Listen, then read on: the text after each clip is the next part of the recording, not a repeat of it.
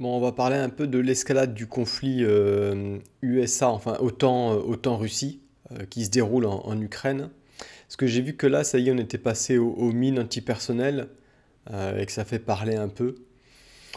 Alors, ça a commencé il y a longtemps en fait, hein. Ça a commencé après les élections. Et bon, je vois déjà les mecs qui vont me dire non, les élections c'était le 5 novembre, ça a commencé le 8.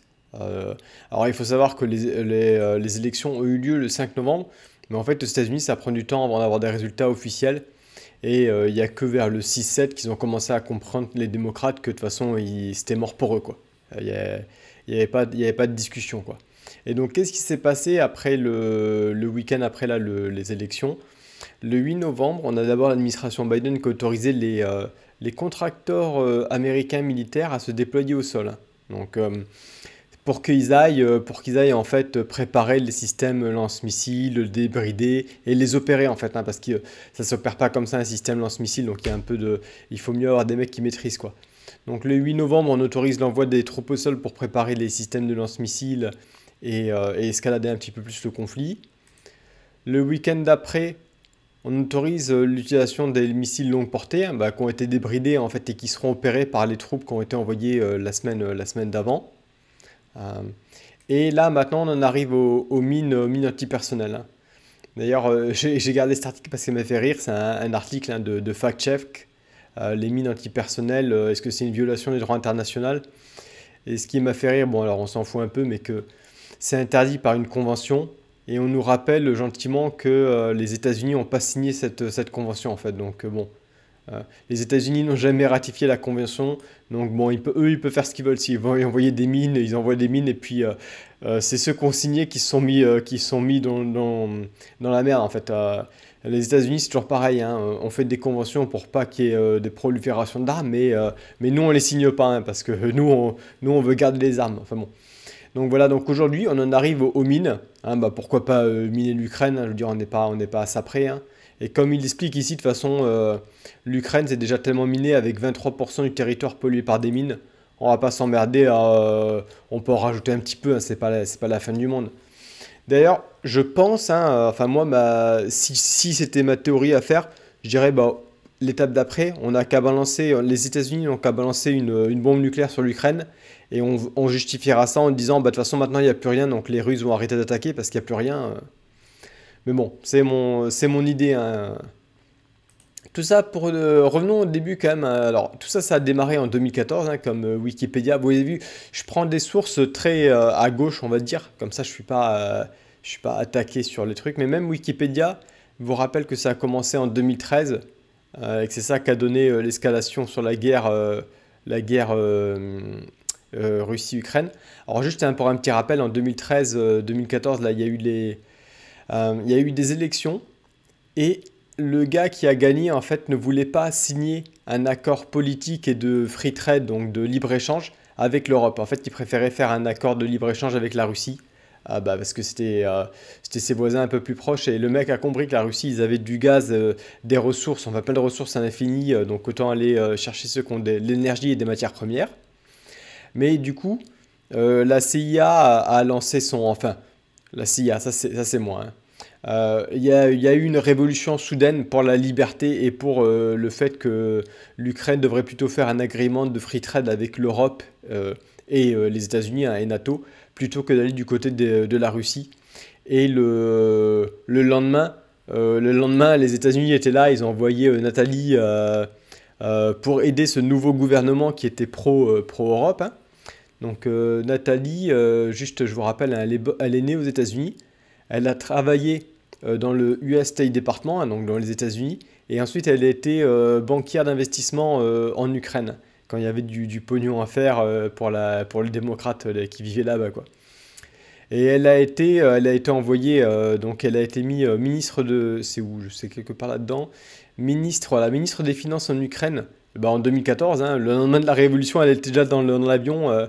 Les États-Unis avaient déjà toute l'équipe dans l'avion. Bon, c'est bon, les gars, on prend le contrôle, on va vous aider à faire votre révolution, on va redresser le pays. Et donc, ils ont mis cette américaine en charge du ministre des Finances.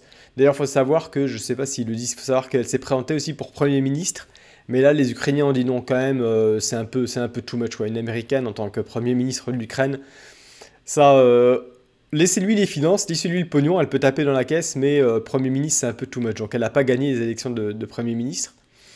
Et bah, directement, suite à ça, il y a eu toutes les discussions sur le fait que l'Ukraine devait rejoindre NATO, expansion des bases militaires en Ukraine, juste à côté de la Russie. Et la Russie a prévenu plusieurs fois en fait que il voulait pas une extension de l'OTAN si proche de leurs frontières. Il y avait aussi les tensions à l'intérieur de l'Ukraine, en fait, entre la partie russe à l'est et la partie européenne à l'ouest. Il y a eu énormément de communication en fait, hein, de la Russie avant son attaque sur le fait c'était une ligne à pas franchir. Et bah, on a poussé, on a poussé, on a poussé. Et du coup, au bout d'un moment, les Russes ont... Si vous regardez hein, les articles, vous verrez en fait que les Russes avaient fait beaucoup d'exercices militaires pour faire passer le message. En fait, ils amenaient toutes les troupes à la frontière. Ils les laissaient 2 semaines et après, ils revenaient en Russie. Ils ont fait ça 2, 3 fois. Et genre à troisième ou quatrième fois, ils sont rentrés parce qu'ils ont dit, bon bah là, si l'OTAN va pas en arrière, bah, il faut qu'on fasse un truc, hein. Mais donc voilà toute l'origine en fait de pourquoi maintenant on fait des missiles longue portée et on escalade le conflit. C'est financier à la fin, hein. Elle, c'est une investissement de banqueur, c'est une ministre des Finances. Et puisqu'on parle du côté financier, j'ai cette étude hein, du Centre pour les stratégiques international studies, c'est bipartisan encore une fois, hein, c'est des sources assez fiables, qui expliquent en fait les packages, tous les packages qui sont envoyés, comment ils sont utilisés, hein. Donc là, vous voyez dans les 61 billions de packages là, de 2024, il y a 25 billions qui sont le plus gros, en fait, qui sont utilisés pour remplacer les équipements américains qui ont été envoyés en Ukraine, hein, parce que les Américains envoient leurs vieux trucs et après ils récupèrent l'argent des packages pour eux acheter du neuf en fait, hein. Euh, les autres, le reste du package, il est passé comment? Alors ah oui, il y a eu aussi du pognon qui a été passé pour augmenter la production de capacité aux États-Unis, hein, pas en Ukraine, hein. Ouais. Funding, donc de l'argent pour aider l'armée américaine à augmenter ses production goals, à atteindre ses production goals pour le nombre de munitions. Donc tout ça, c'est aux US, hein. D'ailleurs, il y a au Texas une grosse usine qui a ouvert avec cet argent. Euh, Refaire des stockpiles, ok. Alors, il est très intéressant ce rapport, hein. Il y a aussi de l'argent qui est utilisé pour les intelligence operations. En gros, c'est pour payer les militaires américains qui sont là-bas, qui font tout ce qui est des opérations de reconnaissance, d'intelligence. Et, ah oui, d'ailleurs, je pense que j'ai loupé quelque chose. Il y a une partie qui explique que c'est un loan hein, qu'il va falloir repayer aussi là-dessus. Bon, on va voir juste après, hein. Là, il y a du economic support pour l'Ukraine. Ah bah c'est là. Ce support, c'est un loan, hein. Donc le loan, c'est un crédit, hein. À un moment, il va falloir que les mecs remboursent le crédit, hein. Donc ça sera probablement les Européens qui vont se cotiser pour rembourser le crédit, hein. Mais il y a pas d'argent magique, hein. Le package, les gars, c'est un crédit que c'est de l'argent qu'on vous prête, mais qu'il va falloir rembourser, hein. Et il y avait un truc assez intéressant en fait où c'était expliqué. Alors j'aimerais bien le retrouver quand même pour que vous puissiez. Alors c'est vraiment assez intéressant à lire, mais je crois que c'est la question 4. Où c'est que l'argent va être dépensé? Et là, il t'explique bien que la notion de aide à l'Ukraine est en fait un misnomer, donc c'est pas un bon nom, hein, parce que en fait si c'est un bon nom parce que ça sonne bien, tout le monde va dire mais attends mais tu vas pas être contre l'aide à l'Ukraine, mais en fait là c'est ce qu'ils vous disent, 72%, donc voilà, allez, on arrondit à 75, trois quarts de la monnaie va être dépensée pour les in the United States, hein. Donc c'est ce que je vous dis, c'est donc des usines ici, des agents ici qui travaillent sur le renseignement. Donc l'argent il reste ici, hein. Et le reste c'est du loan qui sera remboursé par les Européens ou les Ukrainiens, je sais pas, ils donneront peut-être du territoire, je sais pas comment ça va se passer, à voir avec BlackRock, hein, enfin bon. Donc voilà, je voulais un peu parler de ça parce que je vois que là ça escalade quand même pas mal. Et il faut faire attention hein, parce que les Russes avaient aussi fait plusieurs fois des warnings, comme ils font en ce moment des warnings. Et les gens disent oui, c'est du bluff, c'est du bluff. Enfin, au bout d'un moment, ils y ont été. Donc là, je pense qu'à un moment aussi, ça risque de péter. Et je voulais aussi dire, ouais, je pense que si les démocrates avaient gagné, il n'y aurait pas eu tout ça en fait.